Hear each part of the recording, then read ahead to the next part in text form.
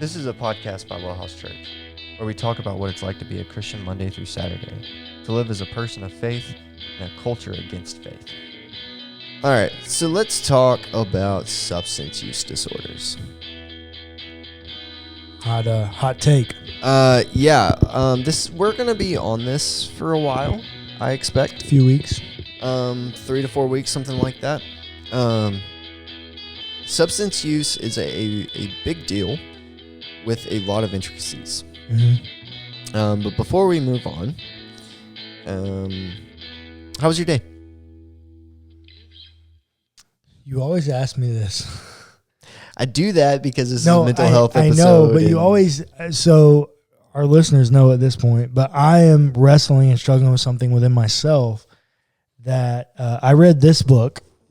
The Relentless Pursuit of Hurry. The Ruthless. Ruthless, I'm sorry. Pursuit of Hurry, or the Ruthless Elimination of Hurry. And I'm just really trying to get out of this idea that I need to be busy in order to feel valued. That really speaks to my 3 nature. I think that's why this book was so formative for me. Yeah. So because of that, I'm really trying not to say my day was busy anymore. But you always ask me this on days where been busy. It's been super busy. Yeah. I put in, what time is it? It's 9:00. I am currently at a 12-hour workday, and we're not even done. Yeah, I have another 4 hours worth of work at least. See, that's why I don't think that you shouldn't define yourself by your busyness, but by saying that my day was busy, it's just honest. But as long as you don't define yourself by your business. Yeah, so the question is a question of identity. Mm-hmm. If you ask me every time, how are you? And 95% of the time my answer is I'm busy. I found my identity in the value I provide by being busy. Right. So yes, my day was busy and it was very crazy. But my life is not defined that way. But even still, it's so easy for me to find myself in that vein. Yeah. I have to constantly fight against it because it's not healthy for my person. Yeah, I know. I get that. So yes, my day was busy. It was crazy. It was very stressful. But I don't like saying that. Yeah, no, I get that. But at the end of the day, you can find rest. Yes. And that's the deal. As soon as I'm done, I'm going to rest. Yeah. Saturday, I'm going to rest. I might even play golf on Saturday. I hadn't played golf in weeks. I wish I could join you, but I can't. I've got things going on. I've actually got to do work on Saturday. Well, I've got to do work in the morning on Saturday. But like I always say, that's my preferred thing is to work a little bit every day. Yeah. So I can do my Sabbath this week from Thursday night to Friday afternoon. Yeah. And then I can do that. So how was your day? I will say that my day was busy. Yeah. The beginning of it wasn't. The last half of it was. Yeah. And for my day job, we're preparing for a big week-long event. Yeah. Of which my department is heading. Yeah, special projects and events are always a lot of added stress. And I'm handling a large portion of the behind-the-scenes stuff. Yeah. And so I'm constantly sending emails and creating sign-in sheets and flyers and doing all the things and making a bunch of copies and just running all over the place, talking to a bazillion different people about a bazillion different things. Yeah. It was nice to hit the punch out button today. Yeah, for sure. I'm sure. Yeah. It was nice to be like, okay, I'm done with this for the week. Yeah. Now I can focus on the things in my personal life. Yeah. I get that. I have a feeling I'm probably going to end up doing some work for that over the weekend. Just because I always end up doing a little bit, right? Just because like that's how it works. It happens. Even though you're not paid for it, you end up doing it because it's there. You grinding. Yep. But in those times, we have to find ourselves in these times of stress and high activity. You find yourself wanting to relax. Yeah, and yes, you are correct. I have found that it's more beneficial for me to think about it not in terms of relaxation, but in terms of release. Right. Because in these high stress and high tense moments, it's not me going, man, I want to relax. It's me going, I want to get rid of some of this junk that's on me. I need to release some of this. Yeah. And so what's so funny is I was leaving work today and I was out of beer. And I was like, I need a release is probably a better word, but I need to, what I was thinking was I need to relax. Yeah. And so on my way home from work, I stopped and I bought a 12-pack of Coors Banquet. Yeah. And that's a great beer. It is a good beer. And I had a beer while I was outlining this episode. Yeah. Just to kind of like decompress a little bit, kind of relax. Which also, if you think about decompression, it's release. Yeah, no, for sure. Yeah. Just to kind of decompress and get my mind right to do some recording tonight. Yeah. But in outlining this episode of substance use disorders, I had the thought, I come home from a stressful day. I wanted a beer. Yeah. I don't think I have a substance use disorder, and we're going to talk about that. Yeah. But that is a problematic place to be. Well, it's a potentiality for problems. It could be problematic to be there. Well, so, and I think, and you can correct me if I'm wrong, a healthy way to talk about this is you have a legitimate need that you're fulfilling in an illegitimate way. I think that's fair. And so you have a legitimate need for decompression, for release. Yeah. And so one way that you personally choose to enjoy that decompression is through a beer, an adult beverage, the art of mixology and cocktails. Right.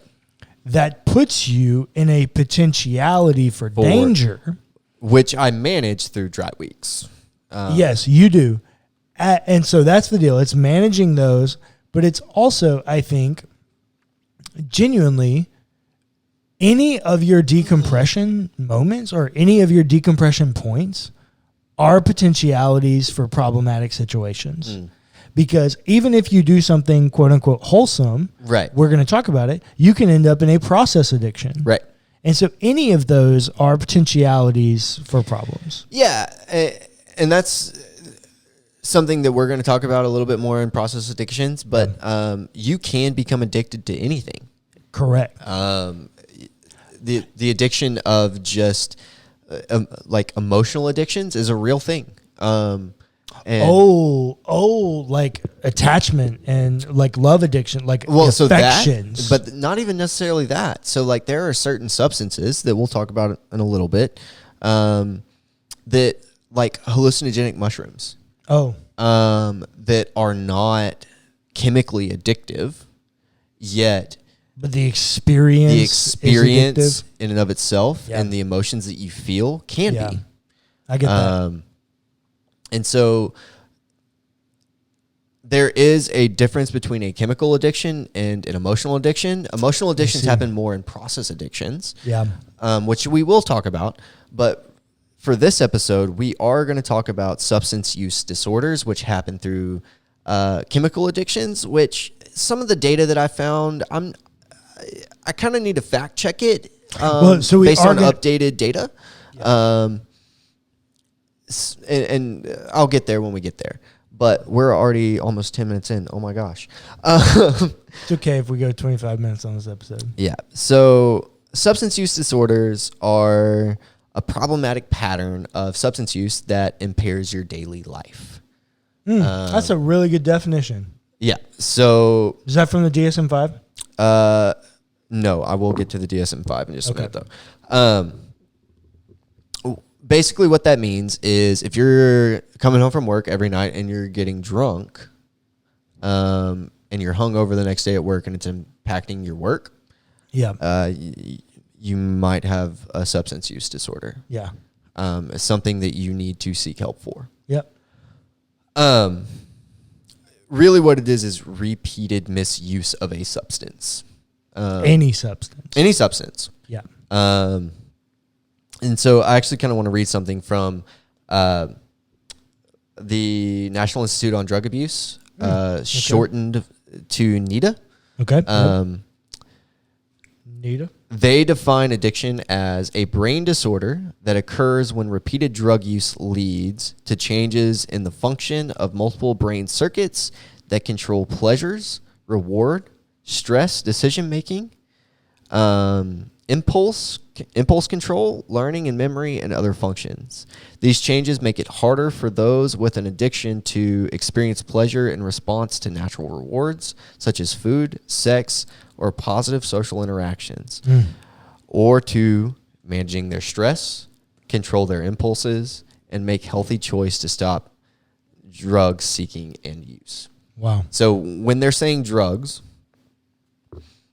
we need to make it very clear that does not mean illicit drug use. That could mean controlled substances. Or controlled substances. It could mean caffeine. Yeah. It could mean nicotine. Yeah. It could also mean alcohol, right?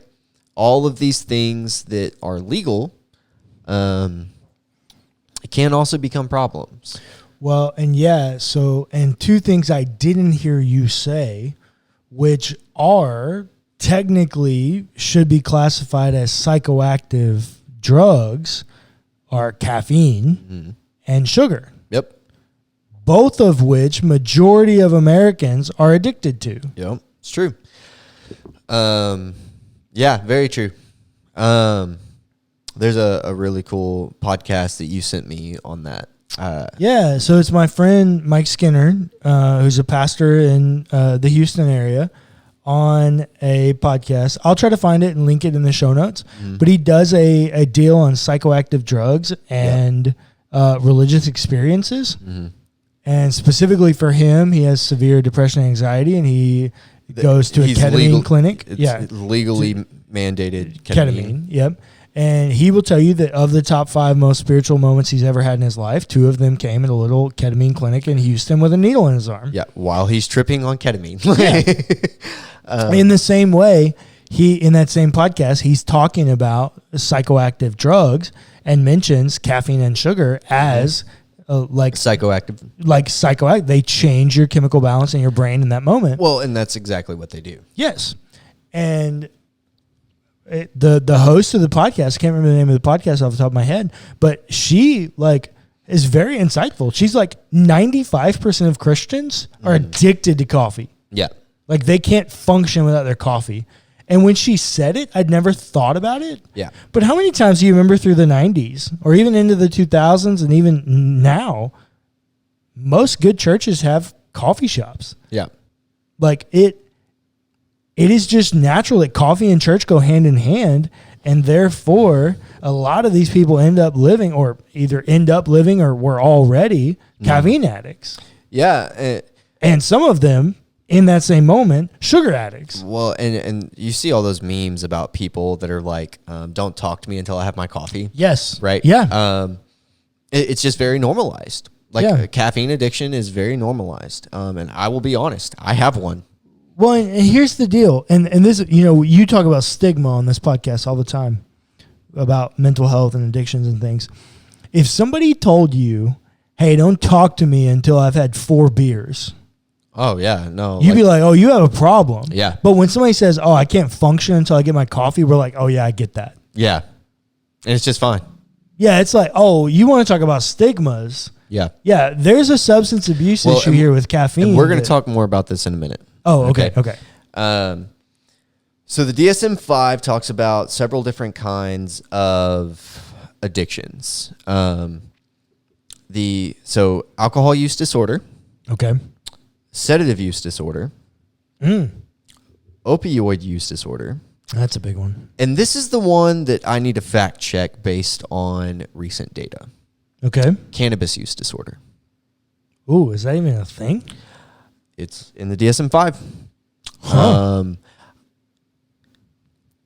Based on the research that I have seen in recent years, based on some research by Johns Hopkins, THC in and of itself is not an addictive chemical.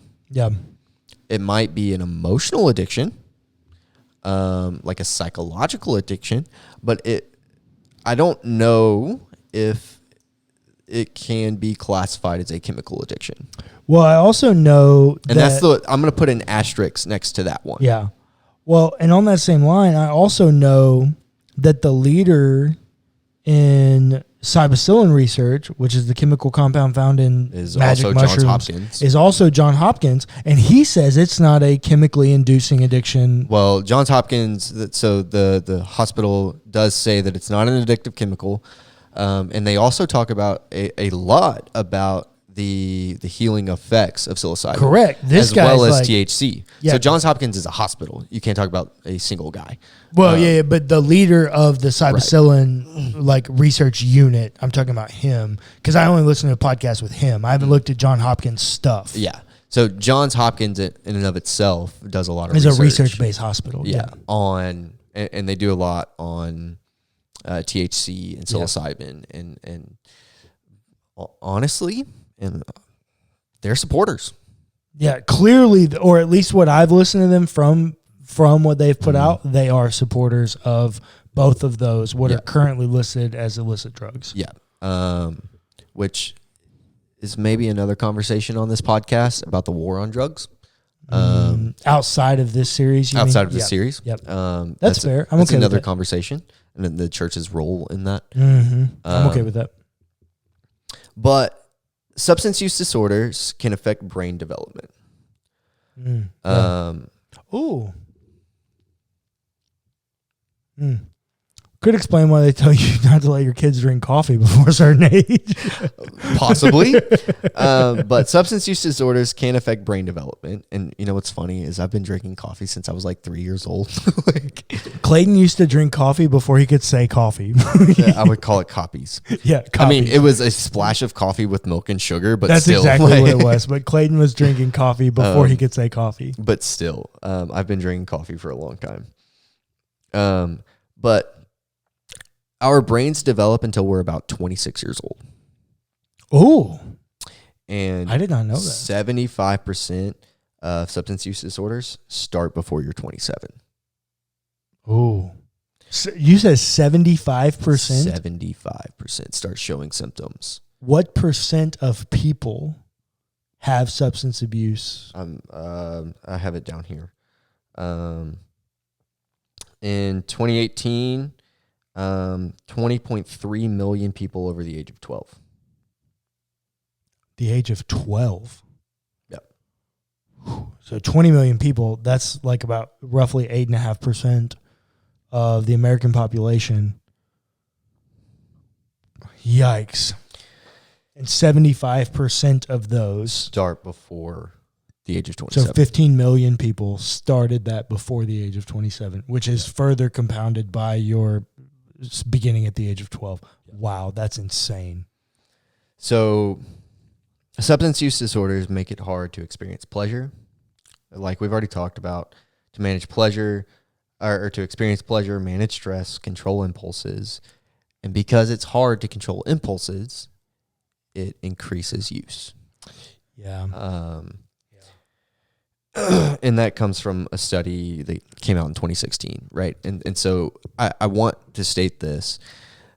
A lot of this research is pre-COVID.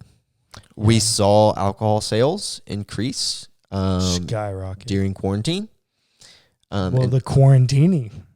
The quarantine was, Yeah, that was a thing. Yeah. it was a thing. Alcohol sales skyrocketed. Yeah. I was only responsible for about half of that. No, that's a joke. It's a bad joke, but it's a joke. It's a bad joke. Um, A bad dad joke. But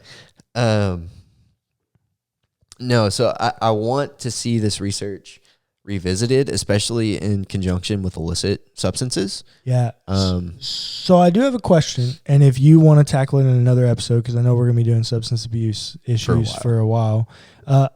What's the intersectionality of substance abuse with some of the other mental health? Getting there. Okay. It's at the end. We're going to be so long on this one. I have to get through all this, or else we're going to be on it for like 5 or 6 weeks. But young adults typically go untreated. That doesn't shock me. 92.3%. So young adults don't go to the doctor. Yeah, people under the age of 26, 92.3% of them go untreated. Oh, 90%. 92. 92.3%. Wow. That number shocks me. And then over the age of 26, 87.7% go untreated. That is a large amount of people with substance use disorders that are going untreated. Yeah, it's upper 80 percentile of people with this issue are going untreated. But at the same point, there's a massive struggle. There's a massive stigma that comes with substance abuse issues. Yep. Nobody wants to, quote unquote, be the person that goes to rehab. Yeah, exactly. But to be fair, substance use disorders don't necessarily have to be treated in rehab either. No, fair. Right. So, yeah, fair. But I think that's the natural thing is like, oh, I've got an issue, substance abuse. Yeah. They're going to send me to rehab. They're going to send me to a treatment facility. Yeah.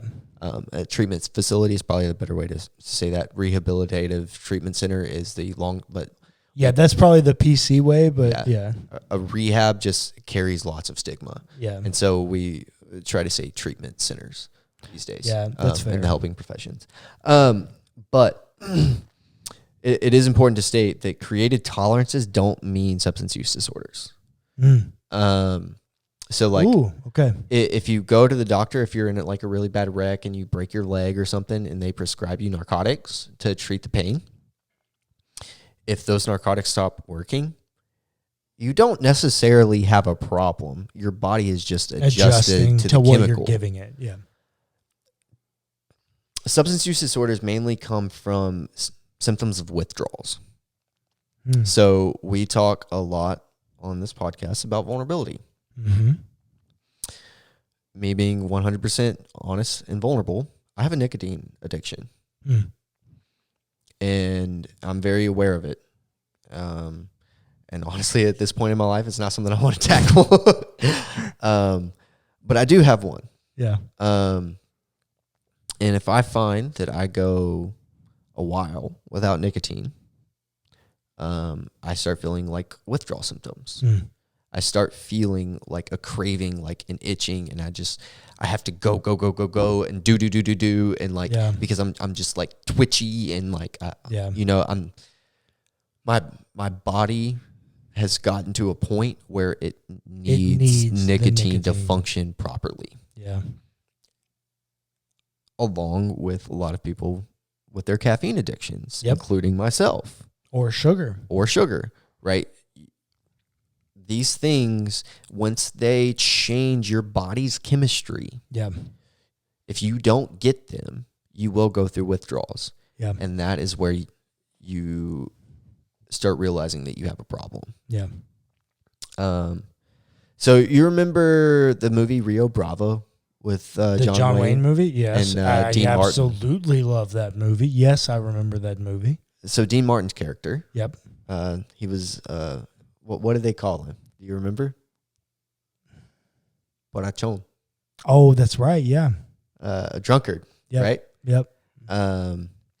When he quit drinking, what happened to his body? His hands started shaking. Well, so I remember something with it happened with his hand, but I think it went the other way. I think the alcohol. No, because he had quit drinking.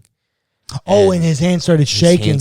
But then there's that scene, he hears that music, and his hands quit shaking right when he's about to take another drink. Yeah, you're right. Yeah, he didn't have the shakes while he was drinking. He quit drinking and had the shakes. Yep. You're right.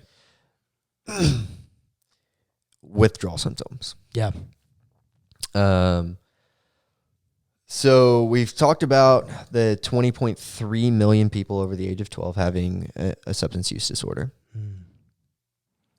14.8 million of those are related to alcohol. Okay. 8.1 are related to illicit drugs.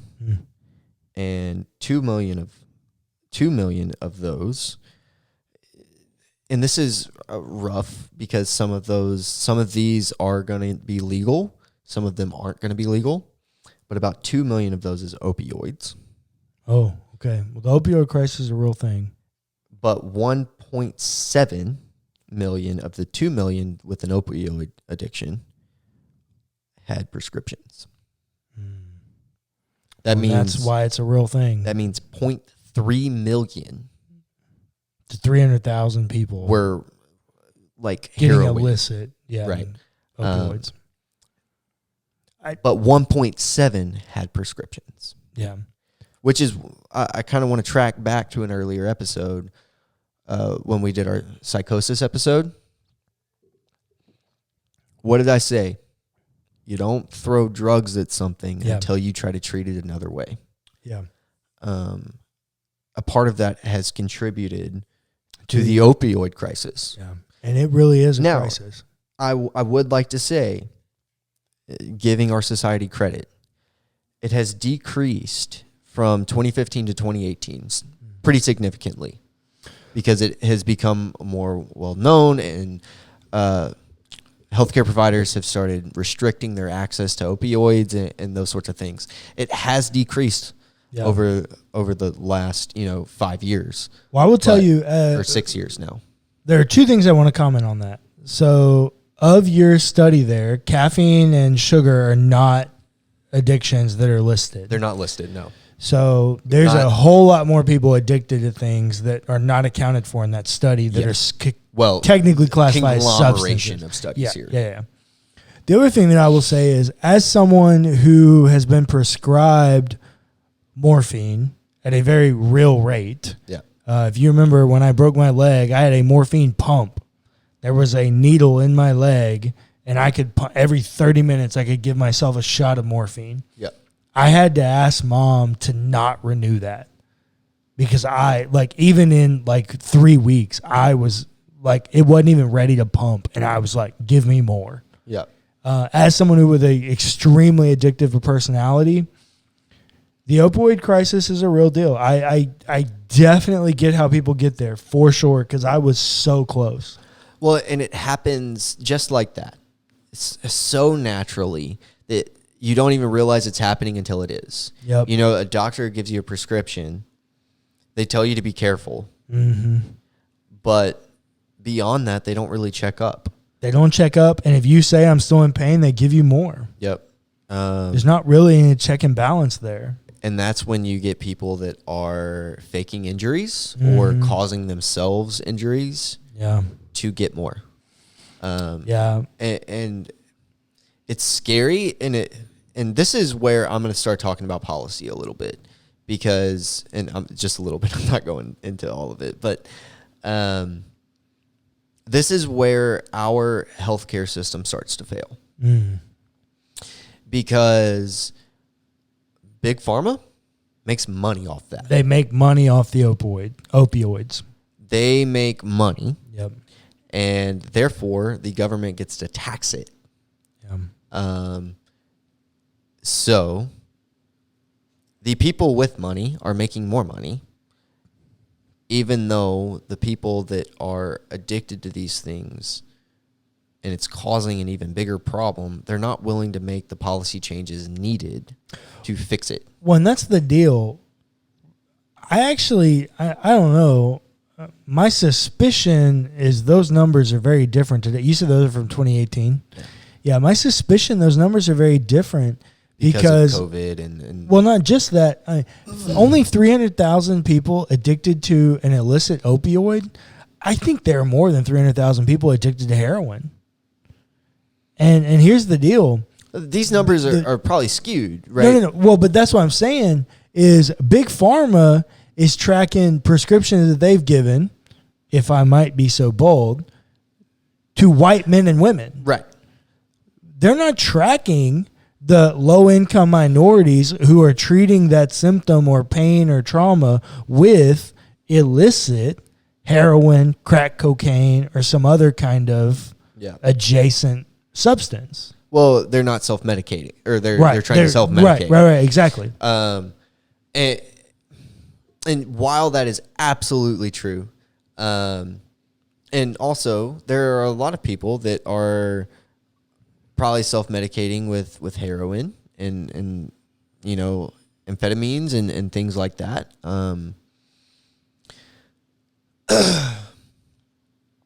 That aren't forthcoming, right? Which skew the data. Yeah. Which makes it really hard to track substance use and misuse because there is such a stigma around it that people don't want to be forthcoming, which is scary because that's what contributes to the 92.3% of young adults that go untreated. Yeah. Right. The stigma. It's the stigma around it. If we didn't have the stigma around substance use disorders and substance use in general, which I do think that the church has contributed to quite a bit. Oh, I don't disagree with you at all. Which is a big problem for me. I would agree with you. I mean, we started the prohibition, right? Like, we played a role we in the prohibition. escalated the prohibition. We definitely played a role in the prohibition, which led to stigma around substance use. Well, and here's the deal. Jesus is very clear. In Luke's gospel, Jesus is very clear that it's not the healthy that need a physician. Right. And the church needs to be a place for sick people to come and get well, experience wholeness and healing. Yes. We are never going to get there if the church is constantly contributing to the stigma of the issue. And therefore contributing to other issues as well. Well, because inevitably, you're even just dealing with people's shame. You're just filling people with more shame because you've contributed to the stigma. And they feel like terrible human beings. Which contributes to depression, anxiety. Social isolation. Isolation. The intersectionality of all of this and the church's role in it is very prevalent. It's sickening. It shouldn't be lost on anyone that the church has done a terrible job of managing this concerning issue. I will tell anybody that asks, and I'm very open and honest about this, the church's role in substance use disorders and the shame that they throw at that, as well as with the purity culture, which we've talked about, it makes me sick to my stomach. Yeah.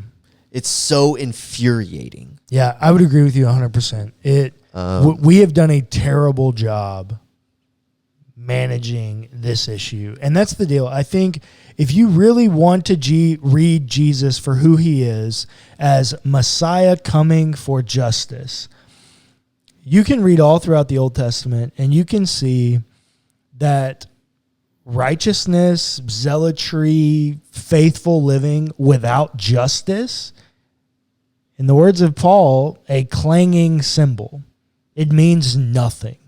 Because first and foremost, God is a God of justice, and true justice, if we can be honest with ourselves, is restorative and therefore healing. None of the churches in activity for quote-unquote justice or the things that we've chosen to link ourselves to have been moments of healing. It's time to reverse this stigma and make the church a hospital for those who are genuinely sick.